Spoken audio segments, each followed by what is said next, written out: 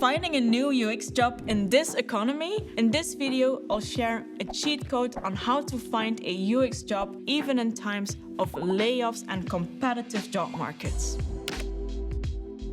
Are you a UX designer looking for your first job? Then you might find that the current job climate can be very challenging, especially for junior UX designers. And that's why I'm making this video today and give you some practical tips on what to look out for and what to keep in mind when you're looking for your first job as a UX designer in 2023. The main thing I want to talk about in this video is networking, how you can use your network to find job opportunities, and also how you can make networking a little less awkward.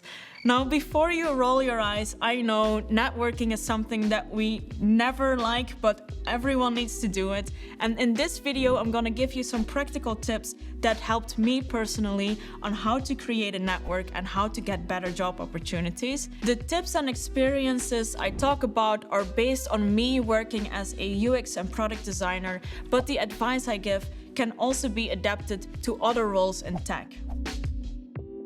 One of the misconceptions I had in the beginning about networking is that I thought that networking was about quantity. For me, networking became really enjoyable when I realized that it is not about quantity, but rather it's about quality. It's not about meeting as many people as you can, but it's meeting people that you have a true connection with. And now, how can you create a true connection? You can do that by going to people with a giving mindset rather than a taking mindset. And I think a good way to promote yourself is to go at it from the perspective of how can I help other people? How can my experience help other people? And if you look at networking from that perspective, you'll find that it's also way easier to connect with less people, but build true connections. It is totally okay to promote yourself, and it's totally okay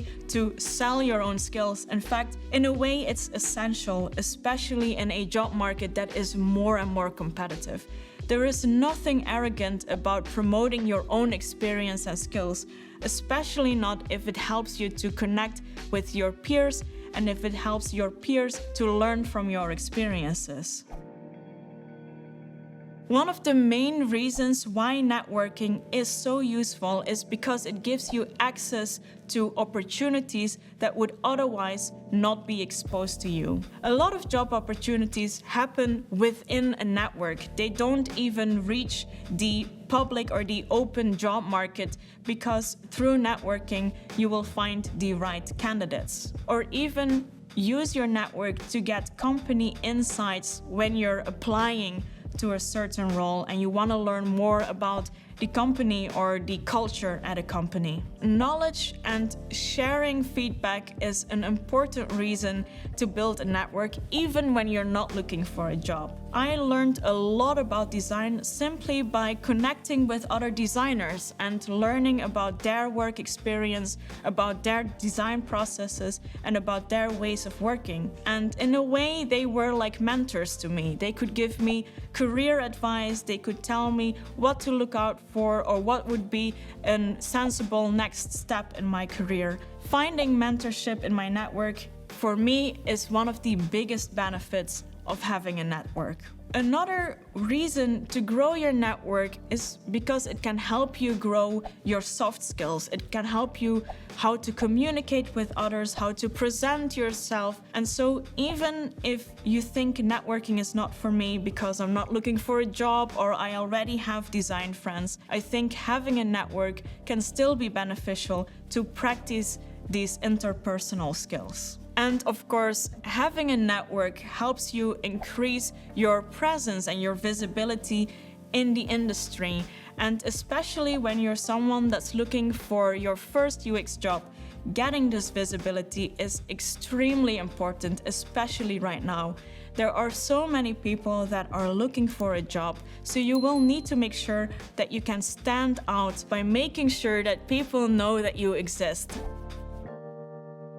Now, how do you start to build a network? You might think, well, this sounds interesting and all, but I'm an introvert or I'm a beginner, I have no clue how to start a network. The good news is there hasn't been a better time to start networking than today. Today, the UX industry is booming. There are so many people working in this industry that you actually have a lot of peers that you can connect with and that you can identify with. If you're feeling a bit shy or you're more introverted, then online communities are a really good way to start networking. One such place where you can find a lot of online communities is the website designerslack.community. And as the name says, it has a whole collection of Slack communities for designers. You will find a filter on location or on group type, so there are a lot of ways for you to find exactly the people that belong to your interests or to your location. And I think this is the best tip that I can give when you're looking to build your network, is to find your tribe, find the people that have the same interests, find the people that have the same kind of experiences as you, and you will find that then it's way easier to build these true and genuine connections that I mentioned before. Another good way to get job opportunities and to build a professional network is, of course, by using LinkedIn. The biggest mistake that I see people make on LinkedIn is that they don't use a clear job title. So they would add something like UX Ninja or UX Rockstar in their title. And what you need to understand is that LinkedIn kind of works like a search engine. And of course, no one is searching for a UX Rockstar, but people are searching for UX designers. So be very aware of the job title that you use, because this is also the title that people will find you with. Another mistake that I see people make is that they connect with random people. So take a look at the companies that are in your city or designers that are working in your region and try to connect with them first before widening your circle. They understand your market and they can give you better information about salary, about competition on the market, or about job opportunities. So stay local first, but widen your circle as your network grows. Lastly, make sure to add relevant work experience to your LinkedIn. It might be very cool that you worked as an editor of the school newspaper, but is this experience that is relevant to the job that you are looking for now? Really try to structure your profile for the job that you're looking for. Think about the things that this role entails and that people are looking for, and try to find experiences that you can add to your own profile that might fit this description. For example, if you already have some experience with designing websites, for example, for a charity or for friends, then that is a great thing that you can add on your LinkedIn profile, because that shows relevant work experience. Another way to grow your network on LinkedIn is by joining LinkedIn groups. LinkedIn has groups. Yeah? We'll have to show this then.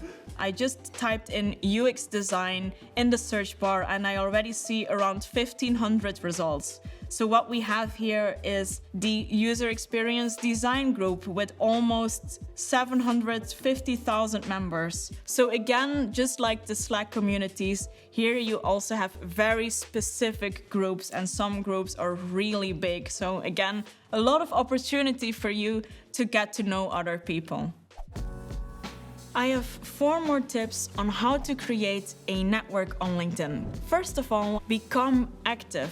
Participate in discussions, join groups, follow thought leaders in the UX industry, and you will find that it's pretty easy to get to know other people. As you become active on LinkedIn, also stay aware of your digital footprint. Whatever you share online stays online. And while it might be very tempting to rant about your employer or about an interview round that went wrong, try to avoid these things and stay professional on LinkedIn, because people can see your activity, and that also means that future employers can see your activity. When connecting with people on LinkedIn, be concrete about your connections. So if you can add a note where you introduce yourself, and perhaps they can already give you some advice if there is something specific that you're looking with. So just like you would introduce yourself to someone in real life, do the same thing online and not just send random connections to people without any context. When you reach out to people on LinkedIn, be as concrete about your ask as possible. Be mindful that professionals spend a lot of time behind the screens already and might not have so much time to reply to every request. So one way to make sure people help you better is by helping them and telling them exactly what kind of support you're looking for. I mostly use LinkedIn to get new job opportunities, and the way I do that is by creating job alerts. These are basically preset filters that show you relevant job opportunities. So let's assume I'm looking for a job as a UX designer in Berlin. As you can see, you can also choose which experience level you have, what kind of job you're looking for example, full-time or part-time contract. You can choose which kind of companies even. You can choose if it needs to be a role that's on-site or remote. But I like to start with just a few filters to see what's out there. And then if it's too much, I can always add more filters. And as I can see, I have 119 results. Now, just going through this, I see that there are a lot of different descriptions of jobs, which is also why I like to create different job alerts for different job titles, because not every company uses the same job title. And the way I do that is I now selected a couple of filters and I'm just gonna activate the set alert button. And whenever new jobs come up, I will receive an email on this. So let's do the same with a product designer, for example, and see what comes up here. And you can already see just by simply looking for a different job title, different job openings already pop up. So I think it's really important that you play around with these different filters and set different job alerts. Now, the cool thing about LinkedIn is that some jobs also allow you to easy apply. So that means you can already use the information you have on your LinkedIn profile to send with your application, which is all the more reason to really work on your LinkedIn profile and make sure that you have relevant work experience so that whenever you send an application through LinkedIn, you already sent all the necessary information as well. So now that I've given you some practical tips on how to start connecting with others online, what are things that you can do to build a network when you're attending design events? One thing that I found very useful is to reach out to the hosts of design events and ask them to connect you with other people. For example, if you're looking for a job, perhaps the hosts already know some people that are offering jobs and they can help you set that first connection up. Another tip I have for building connections during a design event is to change your mindset, and instead of going to an event thinking, I need to build my professional network, look at it in a way of meeting new potential friends. And through this way, I actually met a lot of really cool design friends that later down the road also helped me connect with new job opportunities or other career opportunities. And lastly, a good way to build a network in real life is to find events that reoccur regularly. If you go to events that happen monthly or maybe even bi-weekly, you will see familiar faces. And of course, the more often you see someone, the easier it is to connect with them. So I hope this video gave you some practical advice on how to build your network both online and offline. And I hope that it gave you some confidence to start these few first connections. I know that networking is something that can be very intimidating, but believe me, it is a skill that you can train. The same way as I have trained this, I believe that you can do the same, and it's not something that is just for extroverted people. Networking is something that everyone can learn. Now you've mastered one of the steps on how to become a UX designer. If you want to have a full roadmap on how to become a UX designer, make sure to check out this video here. These were some of my networking tips. If you have any tips for other people on how to build a network, let them know in the comments below. I hope you enjoyed this video and I'll see you next time.